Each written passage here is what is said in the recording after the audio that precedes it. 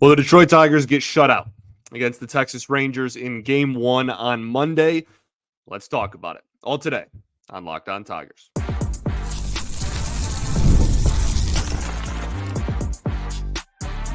You are Locked On Tigers, your daily Detroit Tigers podcast. Part of the Locked On Podcast Network, your team every day. What is up, everybody? Welcome back to another edition of Locked On Tigers. I'm, of course, your host, Scott Bentley. Today is Tuesday, April 16th, 2024. Thank you so much for making Locked On Tigers your first listen every single day. We are free and available wherever you get your podcasts, including YouTube, part of the Locked On Podcast Network, your team every day. Today's episode is brought to you by Monopoly Go. I gotta admit, I have a competitive side, as you're all aware, and it is a big fan of Monopoly Go, the mobile hit twist on a classic Monopoly game. So join your friends and download Monopoly Go now for free in the App Store or Google Play. Welcome in, everyone. Happy Tuesday to all. The Detroit Tigers lost on Monday night by a score of 1-0. 1-0. Absolutely infuriating baseball game. I think from everybody's perspective.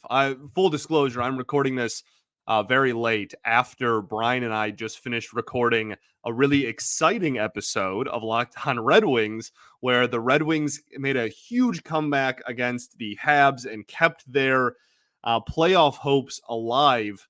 And now I have to talk about a 1-0 shutout loss at the hands of the Texas Rangers at home, no less, for the Detroit Tigers. So two very different moods. Got a nice little, like a crash. It's like a caffeine crash almost, talking about it. So I think the frustrating part about it, there's a lot of frustrating parts about it. One of the frustrating parts about it is it's so blatantly clear what went wrong, right? This isn't some huge explanation that's needed to decode what went poorly in this baseball game. They were pathetic with runners in scoring position. They were catastrophic in clutch situations in this baseball game. You got shut out. You went 0 for 8 with runners in scoring position. Left 8 runners on base. Awful. Okay? That's what went wrong. Awful. That's our segment, right? What went wrong? Everything that occurred after a runner was placed on second or third base. Literally everything. Every single event that happened after the Tigers had a runner on second and third. That's the answer to that question. That's what went wrong. Mark Canha has been a double play machine lately, and unfortunately, almost all of them have been in high clutch situations. And look, I'm not trying to, Canha's been one of the only good hitters on the team so far this season. I'm not trying to say that he's, the reason that this offense hasn't gotten going or anything. Quite the opposite. But golly, every single GIDP he hits into seems to be in a clutch situation. There's been a lot of them. Not only that, I mean, he should have had another one, but the Twins couldn't play defense over the weekend. And again, that's one at bat, a couple at bats, I guess, of a team effort that was 0 for 8. Canha got on base, got on second base later in the game. Couldn't bring him around. Frustrating. Very, very frustrating. I don't want to make it sound like I was picking on Canha there specifically. Again, whole team. Complete inability to hit with runners in scoring position. What else went wrong in this game? Colt Keith. First off, defensively, before we get into the offensive stuff, defensively, got to work on transitions, getting the ball out of the glove quicker. That's been something, I praised his defense the other day, and he has been a big-time plus defender. I stand by that, and I do believe that. But for whatever reason, man, he is, and we're really picking hairs here. This is the elite of the elite. This is the highest level of baseball on the planet. But needs to just work on getting the ball out of the glove quicker. That's something that obviously in this game had one play there where I think if he transitions it a little quicker, tough play. Maybe I'm being too hard on the kid, but I think that's a moment. But even if you take that away, that's been something that's been kind of happening weirdly all season up to this point. But again, has impressed defensively, all things considered. But offensively, obviously has not a 193 average, a 469 OPS, a lot of hard ground balls and low kind of line drives, not getting under the ball very often, hasn't hit too many fly balls this season, especially not to the pull side. Even at the fly balls that he has, the double in New York, whatever, are to the opposite field. He's complicated. He's complicated because I don't think that he looks like he's getting dominated while he's up there, right? Spencer Torkelson has looked like he's getting dominated while he's up there. Javier Baez looks like he's getting dominated while he's up there. Had a hit in this one. Credit where credit is due. Parker Meadows is striking out at like a 40% clip, right? Like he doesn't look like any of those guys, in my opinion, right? To each their own. But he doesn't look like any of those guys in my eyes. His launch angle has just sucked. And like part of that is timing, just getting your timing down. But also just some small adjustments moving up to the next level, obviously. But I don't think he's getting crushed. And he's been hitting the ball decently hard. It's just, I don't know. I have faith that will turn around. There's a lot of underlying numbers that point to him looking like he probably will pick it up here soon, hopefully. And that's also a thing. Like at every level in the minors, that's like his thing. He starts off slow, and then when he gets his timing down, he crushes the baseball. It's April 16th. I'm not going to write him off because of the first 3 weeks of the season, but objectively, the results have not been there, and it's been really frustrating to watch. He looks unbelievably frustrated up there on top of that. So, I'm sure that he feels the same way, but it's mind-boggling to me. Why does it feel like everyone is late on everything? What is the game plan? What are we game planning going into these baseball games? I would love to know. I would love to know. Because it truly is absurd to me. They're late. It's genuinely, it feels like they are being told to look for something else every single time they're in the batter's box. And then again, a runner gets on second base and just everything goes out the window. It's wild. It's just wild. Parker Meadows hasn't been on time for a fastball yet this year. Spencer Torkelson hasn't been on time for a fastball yet this year. Walked twice in this game and had a catcher's interference. If it helps, sure. It's so wild to me that so many players on this team, their timing is just horrific all at once to start off a season. Why is that a thing? Why? Please explain to me why that is a thing. Please. Why is this a team-wide thing? Unbelievably frustrating. Okay, let's keep the ball rolling. Got a few more things to talk about, obviously. We'll get into all of those right after this. Going to talk to y'all today again about Monopoly Go. Like I said, I have a competitive side, as you can probably tell after listening to the first segment of this show. And my competitive side is a huge fan of Monopoly Go. I'm sure you've heard of it. It's been downloaded over 150 million times. It's a great twist on Monopoly where you play not one, but hundreds of Monopoly boards in crazy locations, building up amazing cities that bring you big money. And the best part is messing with your friends. You can change your rent on iconic properties, just like in classic Monopoly. And now you can also rob your friends of their vaults and riches in the game. And the leaderboards as well, super fun way to kind of keep track of who the biggest Monopoly tycoon is. So It's not just my competitive side that loves it. It is pretty much all of me. I love the game of Monopoly and always have. You can team up with your friends and people all around the world and earn huge rewards. So get in on the action and join your friends. Download Monopoly Go now for free in the App Store or on Google Play. Also, got to tell you all about our friends over at Game Time. Game Time is now an authorized ticket marketplace of Major League Baseball, which makes getting tickets even faster and easier. Prices on Game Time actually go down the closer it gets to first pitch. They have killer last minute deals, all in prices, views from your seat, and their lowest price guarantee. Game Time takes all of the guesswork out of buying your MLB tickets.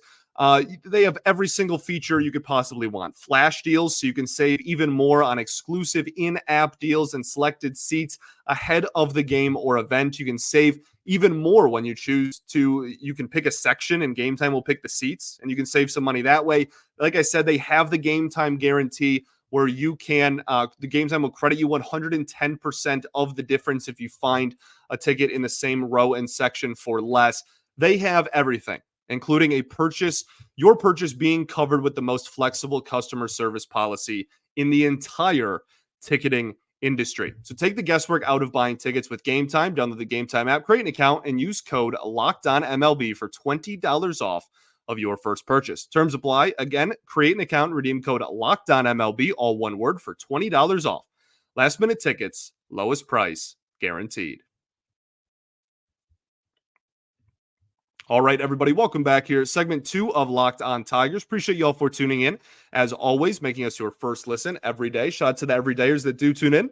Every day, we will be back tomorrow recapping Game 2 of this Texas Rangers series. Also, be sure to check out Locked On NFL's mock draft on April 17th at 7 p.m. Eastern, streaming on the Locked On Sports Today 24/7 streaming channel. It's on YouTube or for free in the Amazon Fire TV channels app. Again, April 17th, 7 p.m. Eastern, Locked On's NFL mock live draft. Going to be super, super fun. I will definitely be watching. Okay. So the Tigers get shut out 1-0. Super fun stuff. We've talked a lot about the offense already. Another thing that I wasn't really a fan of was Veerling getting pinch hit for by Winfield Perez. And I understand that so far in 2024, Veerling has not hit righties very well, and Winfield Perez crushed lefties in the minors. I totally understand that. Okay. I get it. Makes sense. Platoon. Good. 2 thumbs up. No issues there. And I always am hesitant to be too critical of manager decisions that could go either way, because hindsight at the end of the day is 2020, right? And with baseball, you can make the correct decision and still have the wrong outcome, just because that's how baseball is. It's a long season. It's hard to predict. So I am. It's impossible to go 100% in managerial decisions. This one just didn't make sense to me off rip. As I was watching the game, did not understand it, did not really agree with it. It just felt like an interesting move at the time. Veerling has actually been swinging the bat really well this season. Again, hasn't been hitting righties specifically very well, but we're 3 weeks into the season. And last year, over the course of a full season, hit righties better than lefties. So yeah, I didn't agree with that decision. Really, I would have left Veerling out there. And just also, I mean, you ended up putting Parker Meadows in center field when it was all said and done anyway. But I think Veerling was manning a fine center field in this game, has looked decent in center field so far this season. So I just, that was one managerial decision that we didn't see eye to eye on clearly. But again, what went wrong? It's all clutch hitting. I'm not reinventing the wheel here. I'm not telling you something you don't already know. They somehow managed to squander every single opportunity imaginable in this baseball game. Every single one. It was absolutely absurd. Okay? That's it. The whole team is put into that conversation. I don't have to go one by one. Not a soul got a hit with a runner on second or third base. Bob's your uncle. There you go. What went right in this game? For as much as it was frustrating because they put 0 runs on the board, they only gave up 1 run to the reigning World Series champs. Now they have a lot of injuries and whatnot, but there's still a lot of threats in that lineup. And Reese Olson looked really sharp in this ball game. 6 1/3, 6 hits, 1 earned run, 1 walk, and 8 strikeouts. Changeup and slider were legitimately elite. And I don't say that lightly. I don't say that to overreact to one start, but they were genuinely incredible. He was throwing the changeup in another one of the many reasons why Jason Benetti is so fantastic and good at his job. He was pointing it out a lot on the broadcast that he was throwing same-handedness changeups. And that's a very important thing to note because it's not uber popular. That's not a super popular thing. It's more, I guess, more popular with righty-righties than lefty-lefties, but either way. And that's something that AJ Hinch talked about a lot in spring training, and it was one of the reasons he cited as to why Reese Olson made this team out of camp. He thinks that Reese Olson's stuff is good enough where he can throw any pitch in any count to any handedness of batter. And I think that you saw that come to fruition in this baseball game to a T and really, really well on top of that. The changeup to righties was absolutely lethal. I don't think that they were sitting on it clearly. It did wonders. He got 10 whiffs, I think, total on the changeup. Obviously, had no problem throwing it to lefties either. But on top of that, he had no problem throwing sliders to lefties, right? That is such a weapon when you have a changeup and a slider, a changeup you can throw to righties and lefties, and a slider you can throw to righties and lefties. Because traditionally, the slider is going to be the pitch. If you're a righty, you're going to throw to righties, and the changeup is going to be the one you throw to lefties. So having both of those pitches be able to be thrown to both-handedness is an unbelievable weapon, and both of them looked absolutely phenomenal. I thought the command in this ballgame was significantly improved. The one thing that didn't go well was something that we've been talking about with Reese Olson since last year on this show. We've been talking about it for almost a calendar year, and it reared its head in this one a little bit, right? Again, still a really good outing. Not trying to take anything away from him, but if you're going to tell the whole story, his fastball continued to be completely ineffective, despite the fact that he can throw this thing 95 to 96 miles an hour with tail. It's mind-boggling to me. But his fastball had 0 whiffs. His sinker had 0 whiffs. Every variation of fastball all combined. He threw the four-seam fastball more than any other pitch in this game. And when you combine the fastball and the sinker, you get comfortably the most, right? Didn't matter. 0 whiffs.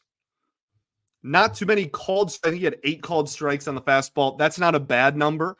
But I think that there were just so many situations, especially in the inning where there was just a lot of runners on base.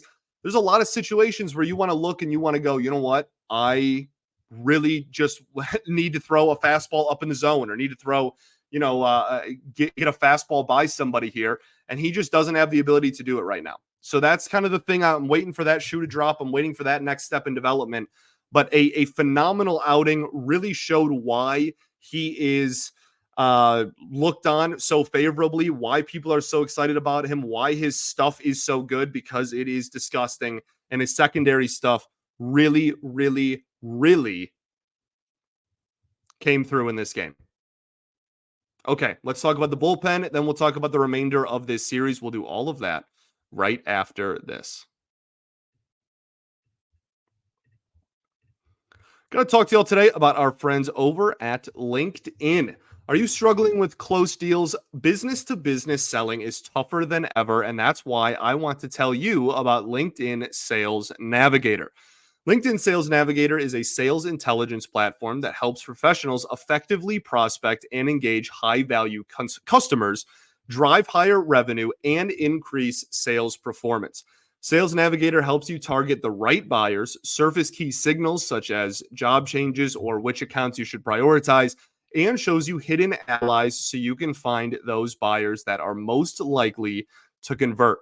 Fueled by LinkedIn's 1 billion member platform, Sales Navigator gives you the most up-to-date first-party data, enabling you to unlock conversations with the people that matter. So right now you can try LinkedIn Sales Navigator and get a 60-day free trial at linkedin.com/lockedon. That's linkedin.com/lockedon for a 60-day free trial. Let LinkedIn Sales Navigator help you sell like a superstar today. Just go to linkedin.com/lockedon. All right, everybody, welcome back. Your third and final segment of Locked On Tigers. I appreciate you all so much for tuning in as always.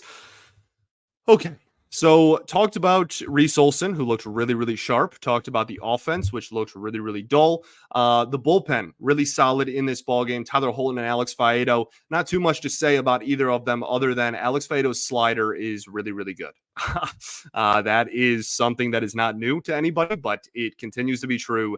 His slider is a legitimate weapon. It's a really good pitch. He threw the changeup a little bit in this outing, which I think is kind of exciting, just because that is a pitch that he has worked so hard on. He changed the grip on it this winter as well. Came into spring, it looked a little bit better. Hopefully, that's a sign of things to come. It wasn't super effective in this game, but just the fact that he's confident enough to throw it in game, I'll kind of gladly take. So, yeah, looked really good. Bullpen was solid. Pitching was solid. Okay. Not sure why my computer just gave a thumbs up. That freaked me out. But yeah, all around pitching, certainly, obviously, not the issue here in this ball game. Riley Green throwing out a runner at home was great to see. His left field defense as a whole, I actually don't know how it's graded out analytically so far on the year. I haven't taken a look at his defensive metrics 2.5 weeks into the season, but based on eye test and based on what I've seen, I think he's looked pretty sharp.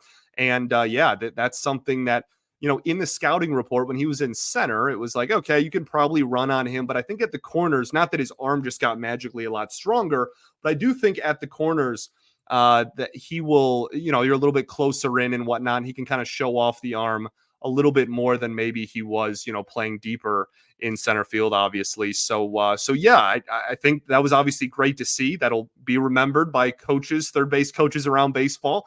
That'll be in the analytics there. And once we, 90 miles an hour, I think somebody said, yeah, it was the speed in which he threw that ball out of his hand. So yeah, great throw, great job by Carson Kelly not to block home plate with the new interference, I guess is the word. What's the word I'm actually thinking of? Obstruction. That's the word. The new obstruction rules and whatnot. So yeah, good to see.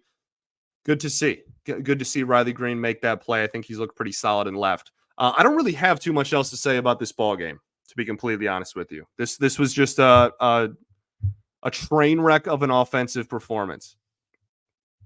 They had 5 hits and 5 walks and 0 runs. They had 10 base runners and did not score a run. 10. I don't know if you're aware of this. There's 9 innings in a ball game. They had 10 base runners. And Bally had some stat where they were like, oh, yeah, I think they said 46% or 40% or something absurd amount of the runs they've scored this year have been in the 8th inning or later, as if, and I understand what they were doing. They were down 1-0 going into the 9th, and they're like, hey, get excited. We might score. That's not good. That's terrible, actually. That's a really bad sign. That's awful. Boo, boo, boo. Tomatoes, dude. That's not good. That's not something anyone should be bragging about. Offense has been absolutely tragic so far this season, and this game certainly did not help end that narrative. Looking ahead at the remainder of the series, you have 3 more games against the Texas Rangers in your next 3 days. They are all 1:00 start times, 1:10 start times. So 3 day games in a row here before you go to Minnesota, rather, on the weekend. I would love to split this series. You take 2 of the next 3. You had an opportunity. This is that's the frustrating part about your offense looking the way it did. The pitching staff held in check the reigning World Series champs. Only give up a run. You couldn't get him a win. Really frustrating stuff. So now you're in a position where unless you want to drop 3 of 4 to somebody, I don't care who it is, that should never be something you want to do. You now need to win 2 of your next 3.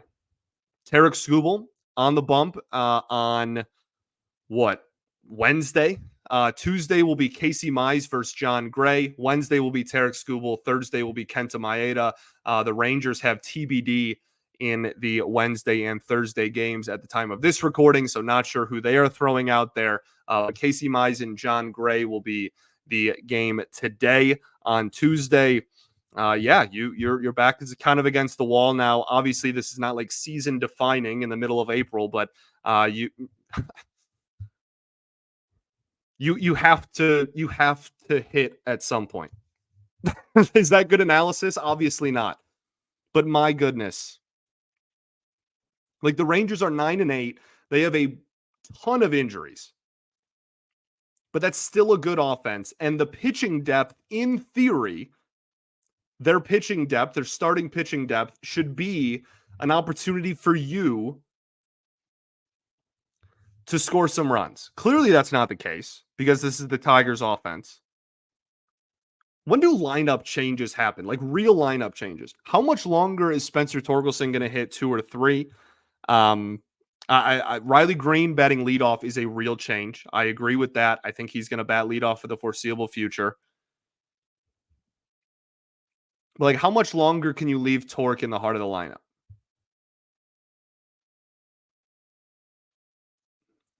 My goodness. Okay, I think that's everything.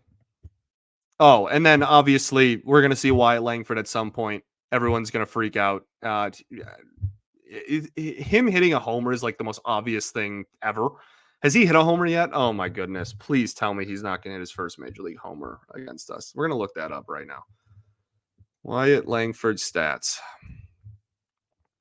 Correct. He has not hit a homer yet. Awesome. So that's inevitable. That's for sure going to happen, right? I think we can all agree on that. So that's going to be fun. That's going to be a fun episode whenever that happens. But yeah, I mean, look, this is a Rangers team that is banged up, is not at their best. There are some opportunities to poke holes in the pitching depth, the starting pitching depth. You have to turn this around. You have to start hitting eventually. And the wildest part about this whole conversation is you're 9-7. Right. And like traditionally, the last 3 years, they have hit super poorly to start off the season and they've lost like every game. And then the bats wake up and then they turn it around. Like there's, again, we talked about it yesterday, but it's kind of are you glass half empty, glass half full, where it's like, are you well? The offense has sucked. So this is really bad. We're going to absolutely plummet if we don't get it together. Or the offense has been really bad. They'll turn it around eventually. And when they do, the pitching is good enough. This could be a decent ball club. It's April 16th. We're not writing off any season. We're not completely changing. At least I am not completely changing my outlook on the entire season, 2.5 weeks into it. Because it is baseball and there's a ton of games left to be played. But so far, objectively, the offense has been an absolute disaster. And I would love for that to change. Why not today? Thanks for making Locked On Tigers your first listen every single day. Shout out to the everydayers that do tune in every day. We will be back tomorrow talking about this game 2 against the Texas Rangers and any other things that happen around the Tigers organization. All right. Peace and love. Going to therapy's dope. I'll catch you all then, baby. Go Tigers.